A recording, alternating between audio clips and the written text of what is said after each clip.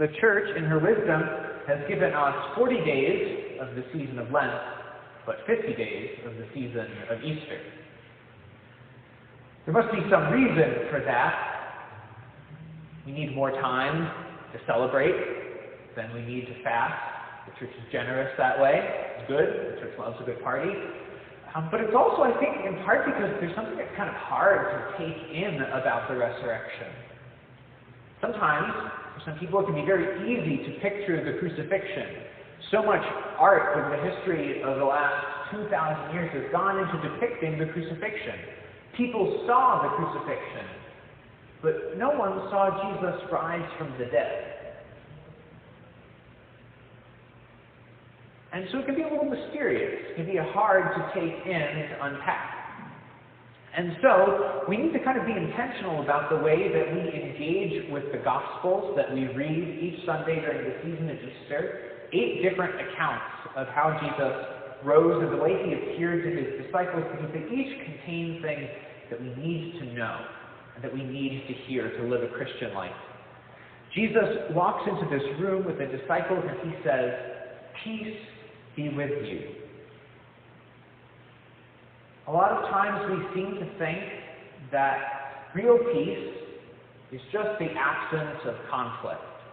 I finally got a peaceful night of sleep. I didn't wake up. Sometimes we think that what real peace is in the world is somebody signs a treaty at the end of a war. But we know that you can sign a treaty and a conflict can cease, but that other times the violence can continue. Real peace is something different. Peace is a supernatural gift. We can't gin up peace on our own. It's a gift that the Holy Spirit pours into our hearts. And the gift of peace is this, that we can rejoice and be glad in every circumstance that we are in. Our happiness and our peace is not dependent on external circumstances. It's not dependent on getting what we want. It's not dependent on who our friends are, or whether the semester goes the way we expected it to, or whether there was a quarantine in the middle that drove everyone crazy. That's not the source of our peace. The source of our peace is the risen Lord, and nothing else can satisfy it.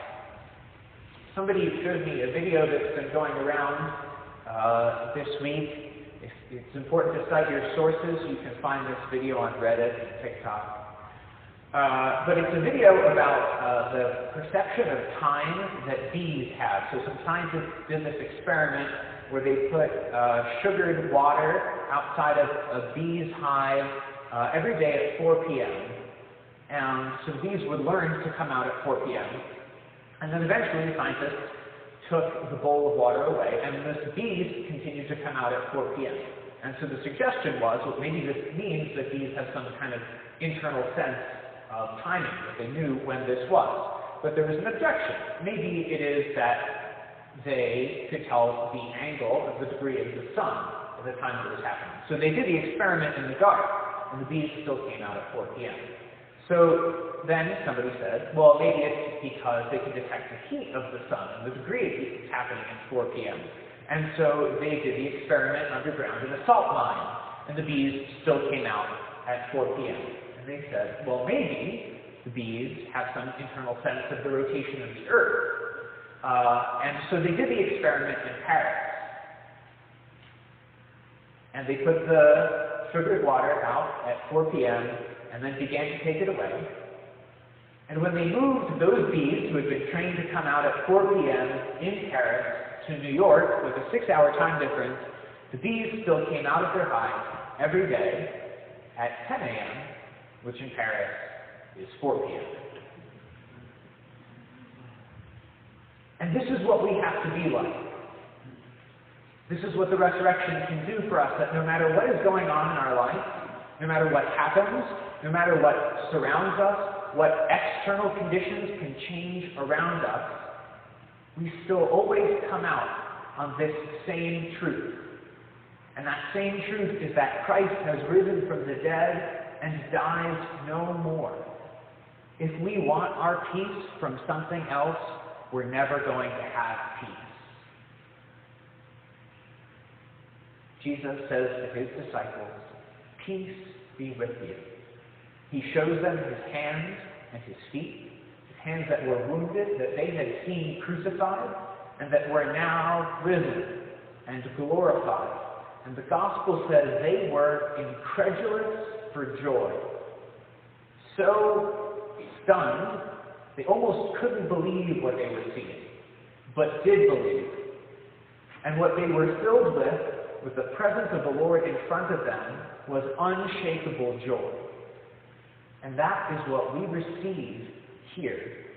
The risen Christ is not less present here than he was in that room. In 15 minutes, the risen Christ will be equally present here. Present not just in us, but in this Eucharist.